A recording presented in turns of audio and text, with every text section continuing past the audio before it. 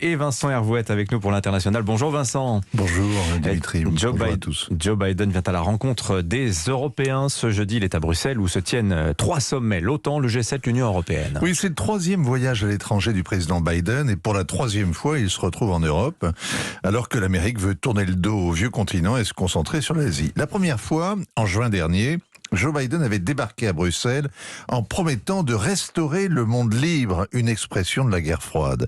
De fait, après les salam alek avec les Européens et le passage en revue de la bureaucratie militaire de l'OTAN, il a filé à Genève, véritable but du voyage. Il y a attendu 2 jours pleins Vladimir Poutine, c'est dire l'importance du rendez-vous auquel il se préparait. Le Russe est passé en coup de vent et il ne s'est rien passé. Les 2 hommes ont parlé de tout, c'est-à-dire de rien. Ils n'ont pas décidé de régler la question de la sécurité en Europe en lançant des négociations pour un accord stratégique avec le désarmement, garantie réciproque, etc.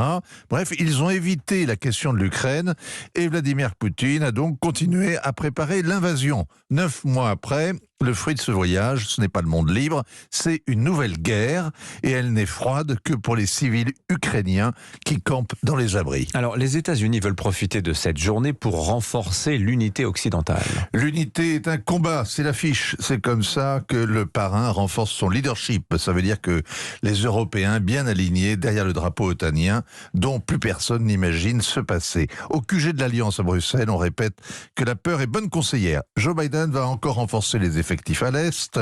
À terme, 100 000 hommes seront déployés en Europe. Cela suffira à faire oublier la débâcle de Kaboul l'été dernier quand les Américains se sont enfuis sans un regard en arrière et sans un coup de fil à leurs alliés dans l'OTAN. Même Paris a oublié le contrat des sous-marins avec l'Australie. En fait, tout est oublié. L'âge du capitaine, les errements de sa politique étrangère. Seul compte désormais la menace russe et la qualité du renseignement américain qui ne s'est pas trompé. Oui, vous me disiez que le G7... Le G7 veut consolider les sanctions. Oui, les étendre, empêcher la Russie de les contourner. Le problème des sanctions, c'est celui du chocolat ou le problème de l'amour physique. Quand on commence, on a du mal à s'arrêter. Il y a déjà dans le monde plus d'1 millier d'organisations, de régimes ou de personnes visées par des sanctions américaines. C'est l'arme des Européens qui n'imaginaient pas faire la guerre autrement qu'en collant des amendes. Traduction concrète, est-ce qu'un embargo sur le pétrole et le gaz russe vont être décidés comme le réclamait hier encore Volodymyr Zelensky? Est-ce que la guerre à l'Est va obliger l'Ouest à baisser le chauffage? Eh bien, les technocrates imaginent seulement des achats groupés aux Russes pour réduire la dépendance et Joe Biden se réjouit de vendre eau et gaz liquéfiés à tous les États. Bon, est-ce qu'il y a de quoi, à travers ces sanctions, si jamais on les durcit à nouveau, donc dissuader Vladimir Poutine? Personne ne sait comment le dissuader. Il réécrit l'histoire avec du sang.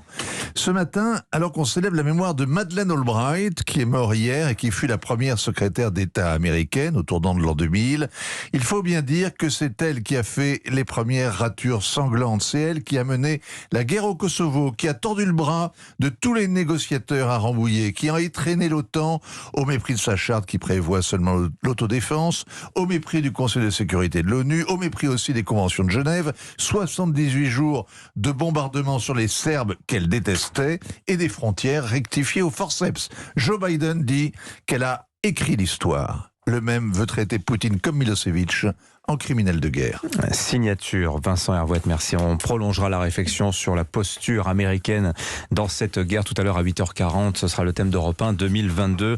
Le général Trinquant notamment sera avec nous.